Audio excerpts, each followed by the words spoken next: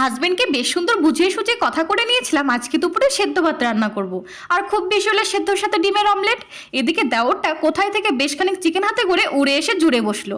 আমি সেদ্ধ ভাত করেই ফেলেছি বলতেই, বৌদি আজ কোনো টেনশন নিও না, রান্নাটা কিন্তু আমিই করব ভীষণ ইউনিক স্টাইলে, কোথাও খুঁজে এই রান্নার হদিস তুমি পাবে না। বাপরে, আজ দেখি ভূতের মুখে রাম নাম, তা মতলবটা কি ঠাকুরপো? এমন কিছু না বৌদি, আমারও তো মন চাই বৌদিটাকে অন্তত একদিন আমি রান্না করে খাওয়াই। ফিসফিস করে হাজবেন্ডকে বলে, ব্যাপারটা একটু গোলমেলে লাগছে না? কি বললে বৌদি? না তেমন কিছু না, চলো তবে কিচেনে, পেঁয়াজটা তোমায় কেটে বেছে দিই। হাত ধরে টেনে নিয়ে গিয়ে খাটের ওপর বসিয়ে বলে, বৌদি তুমি আজ আরাম করো, সবটা আমি নিজের হাতেই করে নেব। শুয়ে থেকে চোখটা একটু এঁটে এসেছিল, খানিকক্ষণ পর কিচেনে গিয়ে দেখি সে কি ঠাকুরপো উধাও, আর চিকেনও। সঙ্গে সঙ্গে ফোন, এই বাদর ছেলে রান্নাঘরের এলাহি কাণ্ড করে কোথায় পালালে? সরি বৌদি, আসলে আমার গার্লফ্রেন্ড আমার নিজের হাতে বানানো চিকেন খেতে চেয়েছিল, বাড়িতে রানলে মা ধরে ফেলতো, তাই আর কি। পরের বার পাক্কা তোমায় চিকেন বানিয়ে খাওয়াবো।